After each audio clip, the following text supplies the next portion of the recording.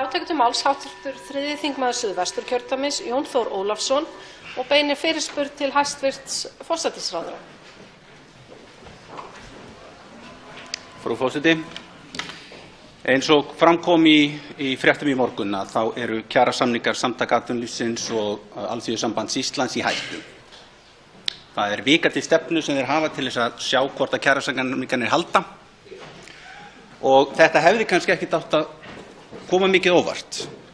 Það var alveg ljóst fyrir síðasta sumar eða haust að þá sendi ASÍ yfirlýsingu um það að miklar tugprósenta hækkanir þeirra sem heyra undir kjararáð væri ekki til þess fallið að búa til sátt.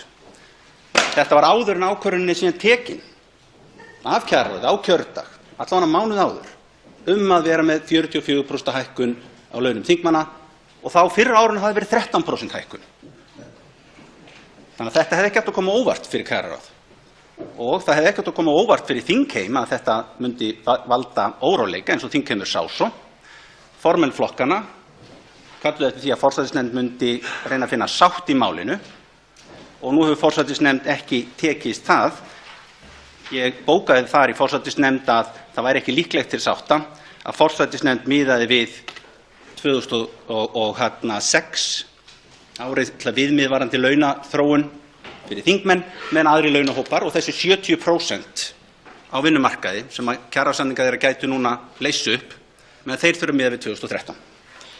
Þingmenn Pírata hafa nú lagt fram frumvarp sem þeir bjóða öllum þingmennum að vera á að það skuli jafnframt þingmenn, ráðherrar og aðrir sem heyra undir kjararáð, þeirra laun skulu lækkuð og leiðrétt þannig að þau endurspegla 2013 viðmið sem aðrir á launamarkaði þurfa að gera út af því að Samtök atvinnulífsins, ASÍ og svo mörg stéttarfélög á Íslandi hefa bent á að Alþingi þarf að grípa inn í. Þetta er það sem Alþingi getur gert. Ég vil spyrja hæstv. ráðherra hvort hann styðji slíkt. Hann kallaði eftir breytingum með öðrum formennum flokkanna. Mun hann styðja þessar breytingar jafnframt og í seinni ræðu vil ég spyrja aðra þætti sem þarf að gera til þess að laga deiluna núna á vinnumarkaði. Þá tekur til máls hæstv. forsætisráðherra Bjarni Benediktsson. Virðulegi forseti, ég nokkuð vanur að fjalla hér úr þessum ræðustól kjaramál, vinnudeilur, jafnvel kjör einstakra hópa. Oft hefur maður setið hér undir ámæli fyrir að hafa ekki gengið frá kjarasamningum margra tugaprósenta hækkanir inn í framtíðina fyrir einstaka stéttir opinberra starfsmanna. Og svo hef ég orðið uppsafnað ágætis reynslu af því að tala lækkun launa þeirra sem heyra undir kjararáð. Það er eini hópurinn sem hér í þessum þingsal er rætt að þurfa að lækka kjörin við. Við gerðum þetta undir lok árs 2005. Við gerðum þetta aftur undir lok á árunum 2008 og 2009 þegar við lækkuðum beinlínis kjör allra þeirra sem heyra undir kjararáð og frystum síðan í nokkuð góðan tíma.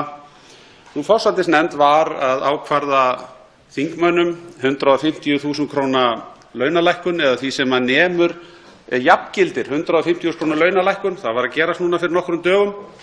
Við erum orðin nokkuð æfð í því að tempra og lækka laun þeirra sem heyra undir kjararáð og alveg sérstaklega þeirra sem sitja í þessum þingsal.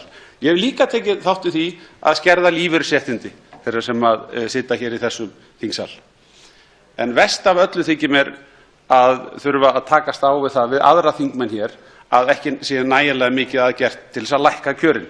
Vegna þess að ég kæri mig sjálfur sér bara ekkert það að hafa neitt með kjör þingmanna að gera. Mér finnst alveg gjörsamlega óþolandi að þurfa að taka umræðu það hver kjör þingmanna eiga að vera eða ef því er að skipta ráðherra. Mér finnst rétt að þau mál eigi að búa með lögum og fela þriðja aðila að leiða það til lykta. Umræðan það hvort að sá þriðji aðili sem í dag heitir kjararáð og einu sinni hét kjaradómur en hann þurfti auðvitað að leggja niður eftir kröfu vinnumarkaðarins á sínum tíma, hvort að þeir hafi staðið sig í stykkinu eða ekki, eflaust verða uppi ólík sjónarmið það endalaust. Og viðmiðunarpunkturinn hann er valinn af þeim sem eftir því sem hentar hverju sinni. Ég tek eftir því að hv. þingmaður er í 2013 liðum. Þá tekur til máls að nýju hv. fyrirspyrjandi, 3. þingmaður Suðvesturkjördæmis, Jón Þór Ólafsson. Herra forseti, það er náttúrulega ekkert, ef við erum bara sanngjörn, þá er það ekkert að tilefnislausu að valið 2013. Það er þá sem að þessi 70% kjarasamninga sem að núna er í hættu, þeir þurfa að miða við það. Og hvers vegna skildu þá þingmenn ekki miða við sömu tölu? Heldur hæstv. ráðherra að það sé auðvelt að fara til þeirra hópa og segja, heyrðu, þið verið að sætta ykkur við þetta, en þingmenn og aðrir ráðamenn og þeir sem eru mjög há laun í samfélaginu þurfa ekki að gera það. Það er bara sanngjarnt, þetta er bara sanngirnissjónarmið og það er alveg réttmætt.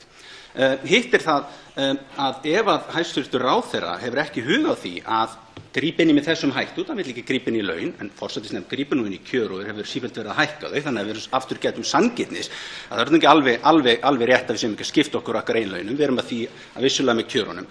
En ef að hæstv. ráðherra er ekki hlynntur því að við grípum inn í á algjörlega sanngjarnum forsendum með 2013 viðmið og við erum bara samfloti með öðrum í samfélaginu, sér í lagi núna þegar 70% kjarasamninga er í uppnámi, að við göngum fram með góðu fordæmi sem Alþingi getur gert það og við þurfum ekki ráðherra til þess. En ef ráðherra vill það ekki, hvað ætlar ráðherra það sjálfur að gera? Hvað er það sem að samtök á vinnumarkaði, heildarsamtökin, er að segja vanti til þess að leiðrétta þessa kjarasamninga? Húsnæðismálin eitt, kannski að ráðherra viti það og geti sagt okkur. Hvað ætlar hann að gera? Þá svarar að nýju hæstv. forsætisráðherra Bjarni Benediktsson. Virðulegi forseti, það sem ég gerði ásamt með formönnum annarra stjórnmálaflokka var að leggja erindi inn í forsætisnefnd og hvetja til þess að starfstengdar greiðslur eru teknar til endurskoðunar. Það var í beinu samhengi við þessa umræðu. Niðurstaðan jafngildir 150.000 kr. launalækkun kjörinna fulltrúa. Það er skýrt skref. Alveg óumdeilanlega er verið að lækka kjör þeirra sem hér eru inni vegna deilunar niðurstöðu kjararáðs. Þetta er bara svona. Það sem stendur eiginlega út af í málflutningi hv. þingmanns er það hvað á að gera við tímabilið frá 2009 til 2013 þegar allir þeir sem heyrðu undir kjararáð fengu 15% launalækkun og síðan launafrystingu á sama tíma og bæði almenni og opinberi markaðurinn fóru á flug. Við talsvert miklum hækkunum. Það er hægt að finna eflaust dæmi einhverja fámenna hópa sem fengu minna en aðrir, en þessi hópar, þeir þróuðu svona.